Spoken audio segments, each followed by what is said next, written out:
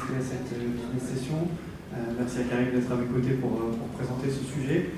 On va aujourd'hui vous partager un retour d'expérience sur la mise en place d'une direction de la data et l'IA au sein du regroupement SG.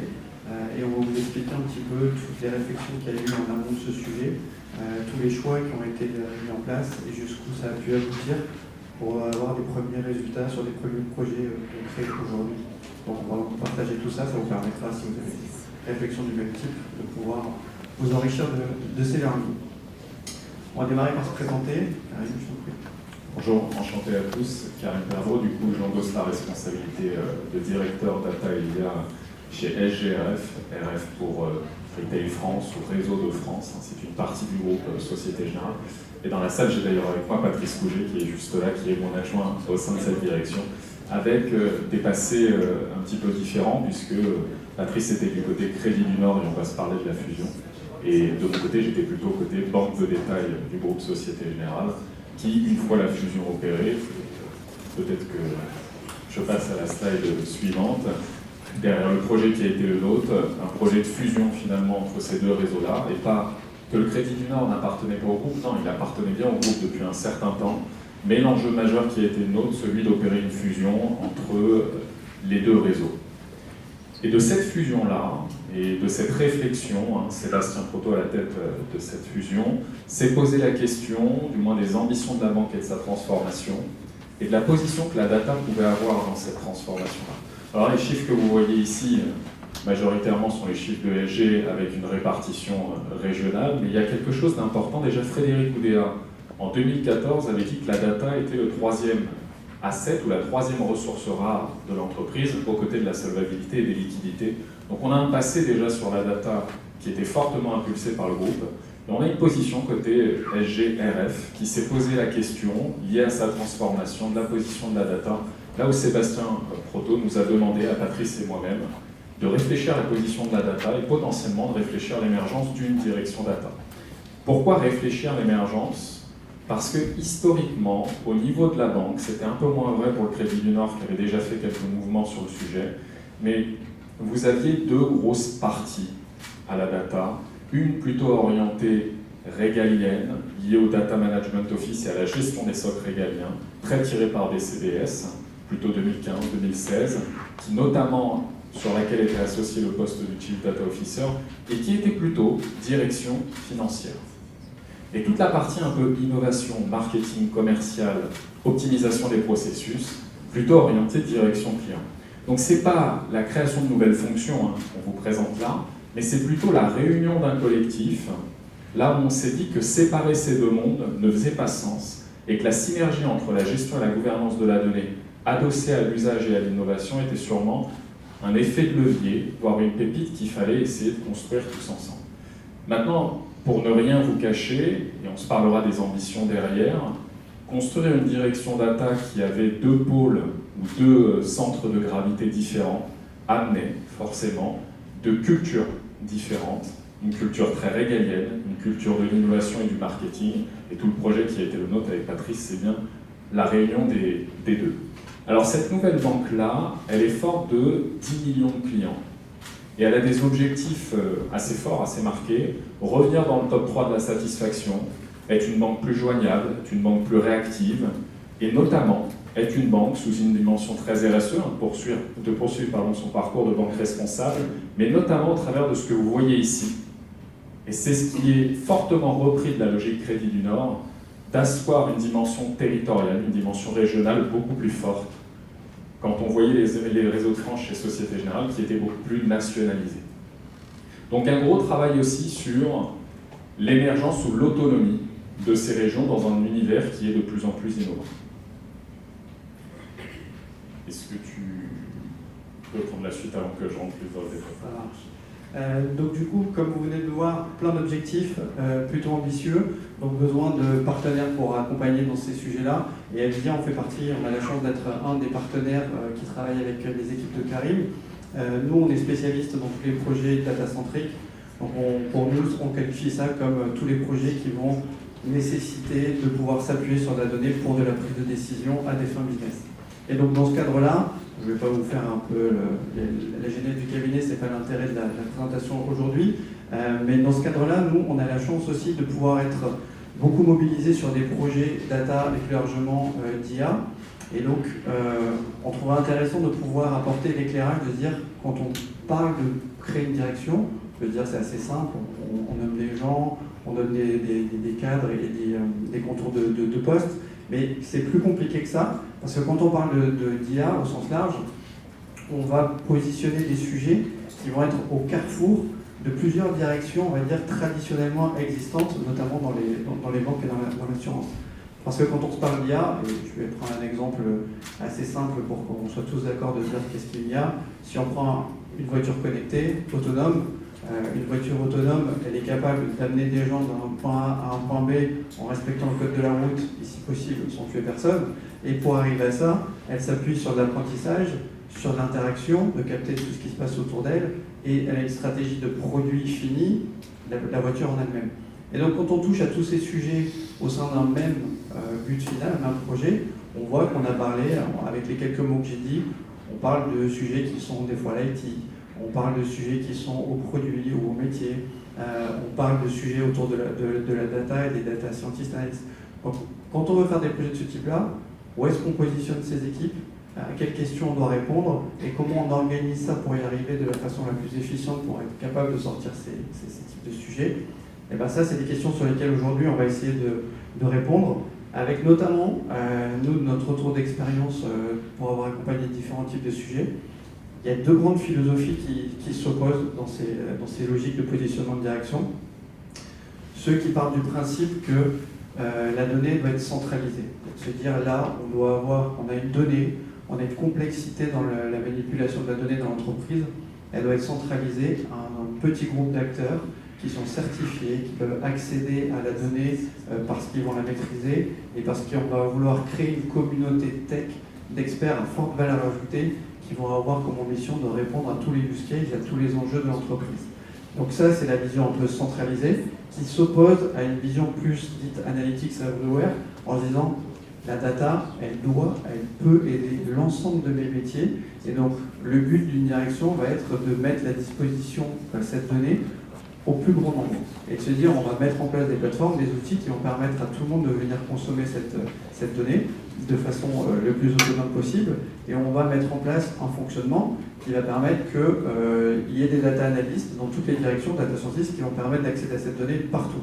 Et donc ça, c'est deux grandes philosophies qui du coup en fonction de l'orientation qui est la plus adaptée par rapport à la structure dans laquelle vous êtes et de la logique de ce que veut faire aussi la direction générale, de dire est-ce que je positionne une direction plutôt type Ecomex qui va être autonome, est-ce que je vais positionner une direction qui va être intégrée à une fonction, soit outil, soit métier, ou est-ce que je vais positionner une direction de façon transversale, on le voit souvent avec les directions de la transformation. Et ça, c'est plein de questions sur lesquelles, en fonction de votre contexte et en fonction de vos problématiques, les réponses peuvent diverger. Et on va voir tout de suite celle que Karim va apporter. Alors, c'est un sujet intéressant parce que la position de la direction data, déjà, lorsqu'elle a été construite, elle a été construite au plus haut niveau de l'organisation. Elle est rattachée au niveau de la directrice adjointe de la banque Aurore Gaspard, avec cette envie, du moins, et je ne vais pas utiliser un autre terme, cette ambition-là de faire de la data un acteur ou un accélérateur de la transformation.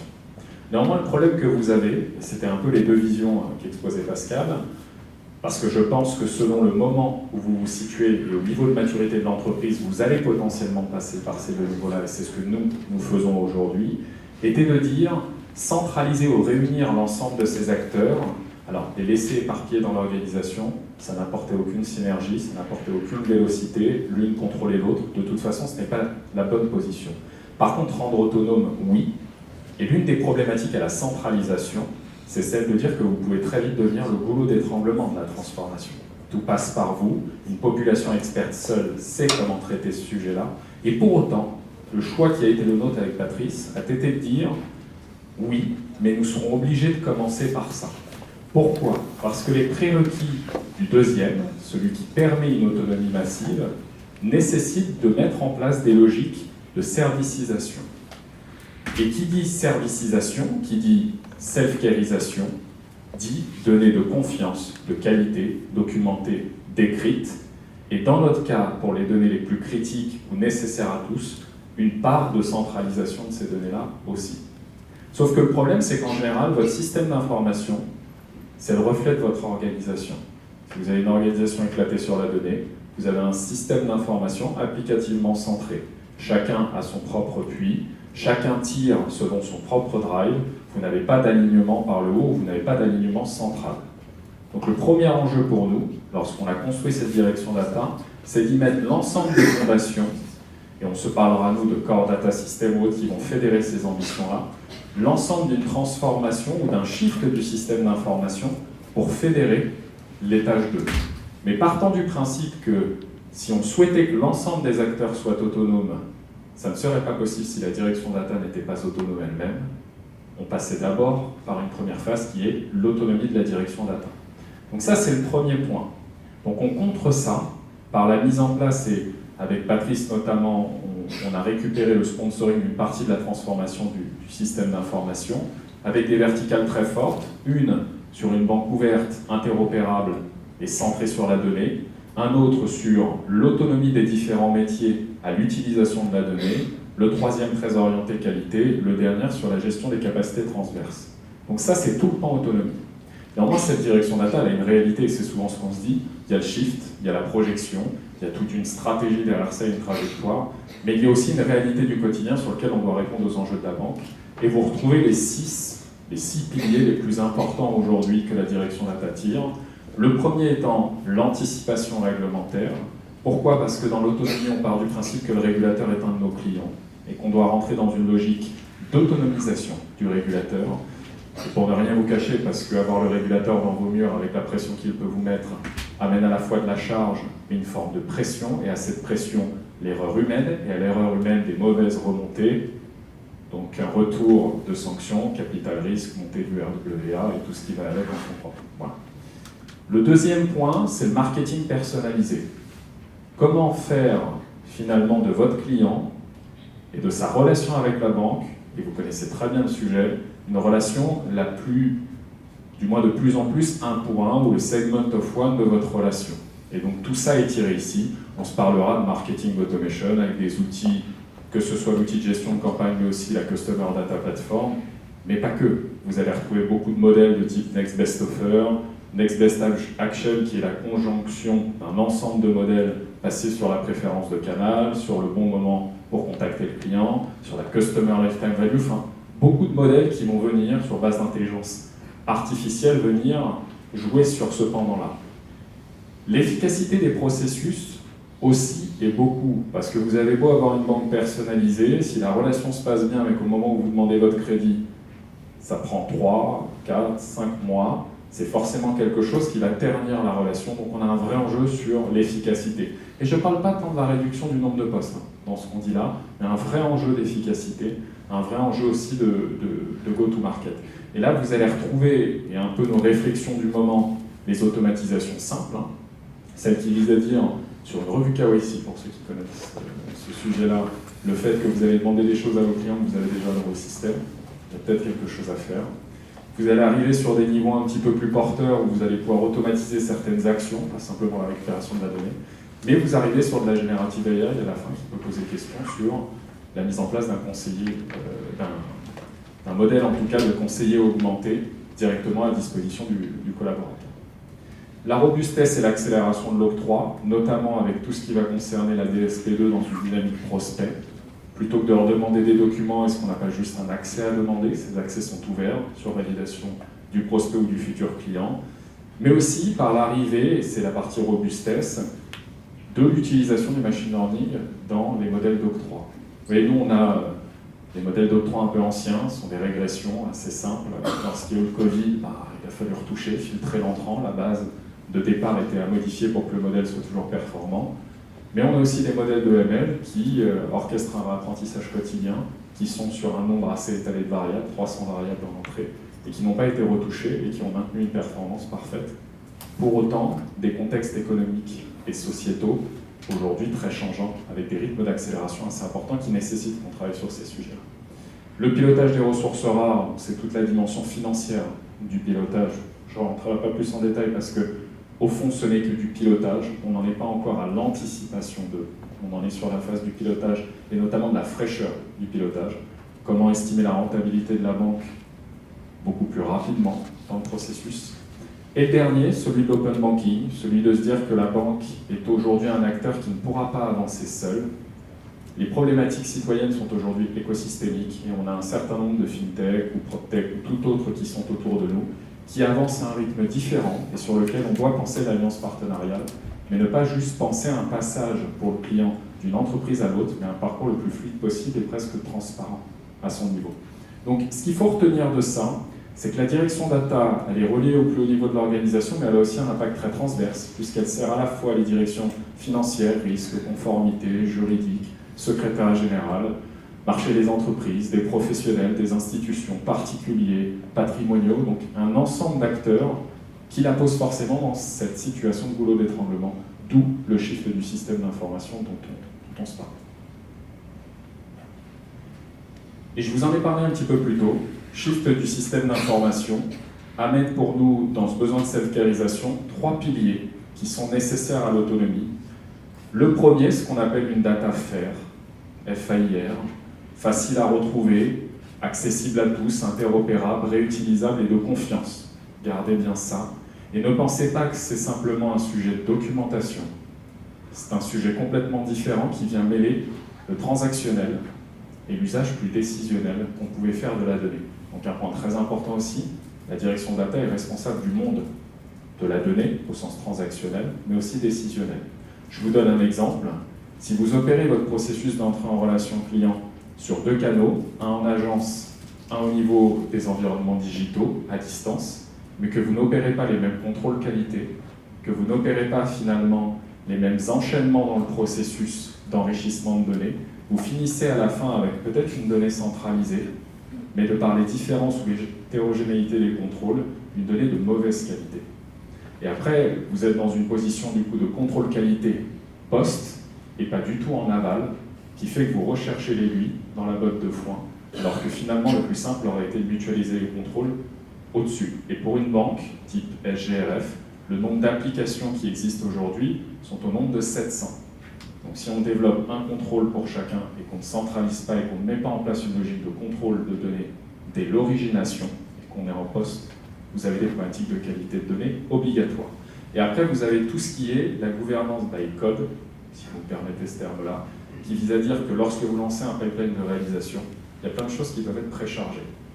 Votre lineage, votre documentation, votre monitoring, votre backtesting. Et c'est toutes ces choses-là qu'on travaille ici pour faire en sorte, et l'adage qui est le nôtre est de dire que tout ce qui est automatisable doit l'être. Et la gouvernance a aussi sa part d'automatisation. Le deuxième pilier, c'est au cœur des solutions, celle qui vise à dire que la data est une direction métier, c'est très important, ce n'est pas une direction IT dans notre cas, et donc elle est responsable de créer des produits de données. Sous-entendu, le système d'information gère les plateformes, gère les systèmes opérationnels, mais la direction data, sous sa responsabilité, la création des produits directement consommables, permettant l'autonomie de chacun. Hier encore, je discutais avec la direction digitale qui a nécessairement besoin de piloter ses ventes et tout autre sujet qui concerne les synergies entre les centres de relations et le canal du digital. Là, aucun objectif pour nous qu'ils reconstruisent l'ensemble de ces indicateurs, aucun objectif en revanche pour nous qu'ils nous appellent pour construire un dashboard. Donc c'est bien la mise à disposition des produits de données qui leur permettront de. Et là, c'est un point très important, c'est que c'est aussi un enjeu de rationalisation. La plupart du temps, ce que vous faites en vision client est nécessaire en vision collaborateur. Sauf que pour autant, on les opère chacun dans leur coin. Et donc vous avez une problématique de rationalisation, dans le sens où si on était dans une démarche, tout ce qui est fait pour le client est décliné à collaborateur, le produit de données est le même, il est identique, vous n'avez pas besoin de système opérationnel. C'est typiquement un des exemples. Et le dernier, et ça on ne pourra pas y déroger, un gros enjeu sur la data, l'affaire de tous, un gros enjeu culturel. Mais ne surtout pas s'arrêter à la sensibilisation. Derrière, pour nous, il y a des vrais sujets de gestion du changement.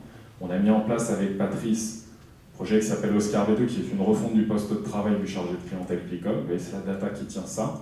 Mais pour autant, le produit pouvant être parfait, la conduite du changement et ce qui a dû être opéré a pu prendre 3 à 6 mois pour opérer une adhésion au niveau du réseau. Donc un gros sujet sur la conduite du changement, un gros sujet sur la sensibilisation, mais aussi un gros sujet sur l'upskilling des collaborateurs. Et pas juste la formation, l'upskilling. Et pas spécialement des programmes d'upskilling. Et c'est d'ailleurs ce qu'on réfléchit avec Patrice, plutôt une dimension circulaire de la connaissance et se poser la question à quel point les collaborateurs qui ne sont pas dans la direction data ne pourraient pas y passer quelques mois, voire potentiellement une année, pour apprendre les grands concepts et retourner dans leurs étages liés à la transformation.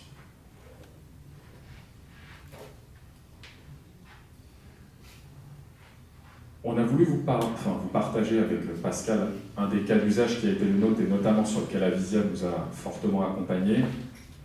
On tire encore, c'est pas du tout un sujet fini, celui des tiers communs. Une des grosses problématiques que vous rencontrez dans une banque qui fusionne avec une autre, c'est que les clients de la banque numéro 1 sont potentiellement les clients de la banque numéro 2. Et pour autant, réglementairement, pour votre efficacité commerciale, pour des enjeux liés à vos processus d'octroi ou autres, vous devez d'avoir une image unique et holistique de votre client. Et c'est là où c'est très important comme cas d'usage. Si les systèmes avaient été parfaitement faits, si les contrôles, j'ai fait exprès de prendre l'entrée en relation, si les contrôles qualité avaient été parfaits dès le départ et que nous n'avions pas de source de non-qualité à l'intérieur du système, dédoublonner aurait été très simple. Vous prenez l'image à gauche, la ligne MRZ de sa carte d'identité, vous regardez de l'autre côté ce qu'il a la même ligne, et tout va très bien. La réalité, c'est que non. Donc ce chantier-là est devenu un chantier massif pour nous. À l'échelle de la banque et des 10 millions de clients, on ne se parlait au départ que de 150 à 160 000 clients en doublon, bien que plus au départ, mais en affinant ceux qui étaient vraiment actifs, l'enjeu était celui-là. Mais à la fois les problèmes de qualité de données qui nous amenaient à ne pas pouvoir automatiser le dédoublonnage était une première problématique, et deux, un système d'information applicativement centré, avec chacun son silo de données, amène un équipement du client siloté de la même manière. Le système 1, opérationnel 1, porte les équipements liés à l'assurance, le deuxième sur les pas, et donc créer le lien et détacher les liens, amène un enchaînement chronologique avec des clés étrangères qui amène toute une complexité qui, à la fin, au bout du bout, nous fait dire que ce sujet-là va être un sujet aussi très humain et qu'on ne pourra pas automatiser l'entièreté de cette problématique-là. Néanmoins, et c'est ce qu'on a travaillé avec les équipes Avisia, la recherche de solutions d'automatisation a été un enjeu clé pour nous, jusqu'à arriver à une efficacité opérationnelle sur le dédoublonnage qui au début était de 0, on parle en base 0, on faisait tout à la main presque, à la capacité à pouvoir réussir sur 50% du périmètre à automatiser les phases de dédoublonnage. Et ça, c'est un enjeu clé qui a été, pour nous aussi, la claire mise en évidence de problématiques de qualité de données, mais aussi d'un système qui n'était pas centré sur la donnée. Donc on passe d'une vision où le conseiller était le centre de la relation avec un écosystème applicatif autour de lui, à aujourd'hui, une ambition d'avoir le client au centre, d'être dans une démarche omnicanal. Omnicanal veut dire que c'est le client, votre processus. Et si c'est ça, passer d'une vision conseiller, vous êtes applicativement centré, à une vision client, vous devez être centré sur la donnée. Donc ce n'est qu'un exemple qui met en exergue tout ce que je vous ai dit sur notre stratégie. Top, merci Karim, et avec une forte dimension aussi d'accompagnement des métiers et de travail avec eux pour arriver à la constitution de tous ces éléments, qui a été une des clés de la réussite aussi sur ce sujet-là. Donc avant que je vous invite, puisque le temps file, à venir après échanger avec nous sur le stand et tenter votre chance pour gagner une petite bouteille de champagne si jamais ça vous dit avant la fin de la journée, on a le temps pour prendre quelques questions si vous en avez dans la salle. Je voulais savoir au niveau de la gouvernance de la donnée sur les nouvelles données qui arrivent, comment vous avez été intégré? Est-ce que c'est des processus qui en général sont côté client, côté direction client, côté direction commerciale, ou des nouveaux KPI, des agrégations de données? Comment vous êtes intégré là-dedans et que ce n'est pas du shadow sans que vous soyez impliqué? Alors c'est un vrai sujet de gouvernance, et autant parfois vous devez intégrer des nouvelles données mais qui sont tellement visibles, je parle de l'ESG, la RSE, bon, il y a des programmes qui se mettent en place, et quand bien même notre participation n'a pas toujours été simple au départ, mais les programmes se mettent en place et donc on est au sein de ces équipes-là. Un des enjeux clés pour SGRF, c'est la construction de l'univers RSE du client. On voit à quel point ces nouvelles données sont là et nécessaires, mais elles nécessitent d'avoir aussi des compétences sur ces sujets-là au sens métier du terme, que nous n'avons pas nous à l'intérieur et donc sur lequel on doit opérer quelque chose de très phasique. Mais ça se fait parce que ce sont des gros programmes beaucoup plus visibles. Là où on a eu plus de difficultés, c'est typiquement sur l'open banking. L'open banking, vous avez des directions clients qui traduisent un partenariat, qui souhaitent le mettre en place, et la direction data qui, derrière, tire la corde pour dire « mais est-ce qu'on a pensé au flux retour de données ?» Et en fait, non, pas du tout. Et donc ça part, et tout le chemin qu'on est en train de faire aujourd'hui avec Patrice et les équipes, c'est de poser, en plus de ce que faisait le Data Management Office traditionnellement, une gouvernance aussi des initiatives partenariales qui amènent des nouvelles données en flux retour, qui contractuellement doivent être positionnées, mais sur lesquelles même technologiquement, les tuyaux doivent être accordés. Donc ce n'est pas un sujet sur lequel j'ai une réponse parfaite. Je dis que c'est plutôt la culture de l'entreprise qui amène à, et l'avantage qu'on a, c'est qu'on est dans un moment de fusion où vous avez un ensemble de nouvelles directions qui se sont créées, qui sont prêtes à discuter, à coopérer sur le modèle opérationnel qui sera le nôtre, et parce que la création d'une direction data au moment de la fusion a fait un peu quelques bruits chez nous, donc un certain nombre se sont tout de même intéressés à. Mais ce n'est pas un monde parfait sur cet aspect. Ça intègre la criticité de la donnée aussi, si vous Oui. faites du BPO, Oui, vous participez à la... Okay. Bien sûr, bien sûr. Mais en fait, tout, pas seulement ça, la data lock, etc. Enfin, tous ces sujets-là sont au sein de nos process de gouvernance, et j'en ai pas parlé de cela parce que, vous voyez, chez Société Générale, quand vous voulez avoir accès à une donnée pour une finalité précise, vous passez par ce qu'on appelle un DataGo, et c'est un processus de revue d'architecture, de sécurité, etc. Donc, mais pour autant, vous pouvez être simplement dans la mise en place d'un partenariat sans flux de retour, vous ne passez pas là-dedans parce qu'on ne se parle pas de données dans un temps 1, mais ça ne sert à rien de vendre son client si vous perdez le client lui-même. Oui. Donc on a eu aussi ce sujet-là où on l'a attaqué par la donnée, en mettant en évidence qu'il y avait une perte assez forte. J'ai une petite question. Vous fournissez des produits au métier. La DSI aussi fournit des produits au métier. Et donc, comment vous faites pour choisir? Alors, j'imagine qu'on a du machine learning assez naturellement, ça tombe chez vous, mais il n'y a certainement pas que ça. Des fois, on est plus sur du select, du filtre, que du SQL tout classique saurait certainement très bien faire. Alors, même quand c'est du machine learning, c'est pas si simple que ça. Non, parce qu'on a une histoire. La montée en puissance de la data, et c'est pas singulier chez Société Générale, ça reste quelque chose de nouveau. Et chez nous, SGRF a souhaité prendre la main au sens métier dessus, simplement en disant on ne peut pas rester sur le syndrome du garagiste, je ne peux pas faire porter l'épée de Damoclès à une direction des systèmes d'information en lui disant c'est à toi de définir ma stratégie, parce qu'en réalité, la data et le digital sont le futur de la stratégie de la banque. Donc si le métier ne prend pas position là-dessus, il n'a pas la capacité à comprendre, et donc le fait que c'est assez nouveau, la majeure partie des fonctions data étaient au sein de l'IT historiquement. Et de toute façon, ça s'appelle une direction des systèmes d'information. La data, c'est de l'information, donc c'est plutôt logique. Pour autant, la direction data a été créée plutôt sur des démarches d'innovation, marketing, commercial au départ dans l'usage, et a amené l'utilisation notamment de l'algorithmie type machine learning ou autre à l'intérieur, et plus demain. Donc ce chemin-là se fait, et de plus en plus, il paraît en effet logique que ce soit nous qui opérions ces différents modèles. Pour autant, on rencontre toujours des difficultés sur l'autonomie. Dire que vous en avez la responsabilité ne fixe pas le curseur et le barycentre. Où s'arrête le rôle de la data? Où s'arrête le rôle de l'IT? Je pense qu'il n'y a pas une définition propre, il y a une définition par rapport à une culture, un contexte et un point de départ. Et c'est typiquement les sujets sur lesquels on est en train de travailler avec Patrice. La distribution de produits, néanmoins, pose beaucoup de questions. La première est celle de dire que si vous avez une direction data, elle porte la responsabilité de la donnée, et donc implicitement, vous avez le contenant et le contenu. Qui est le contenant, qui est le contenu? Nous ne sommes pas le contenant. Nous jugeons être le contenu, ce qui nous... Néanmoins, ça n'empêche pas que l'IT réalise des produits, des applications, et c'est tout à fait normal. Ils doivent respecter certaines règles de gouvernance. Et nous, en tout cas, l'enjeu pour nous est de dire que lorsqu'il y a une complexité à l'utilisation de la donnée en général, nous intervenons. Mais l'objectif de la direction data et dans sa stratégie, c'est qu'elle est proactive. Vous avez la DSI qui est réactive, le métier lui demande de réaliser quelque chose. La data est beaucoup plus proactive, donc elle vient pas qu'avec le spectre de la réalisation, mais aussi avec le spectre potentiellement de la note d'opportunité. Ce que nous pourrions créer, voici ce que nous sommes capables de faire, et donc elle devient un métier à part entière. Et elle fédère l'autonomie. Mais ça ne veut pas dire que la DSI ne peut pas le faire. Souvent, ce que je dis à la DSI, c'est on a des compétences parfois identiques, on n'a juste pas le même métier. Et donc c'est un barycentre à poser en place. Et on conclura là-dessus parce que il faut qu'on laisse. Merci à tous.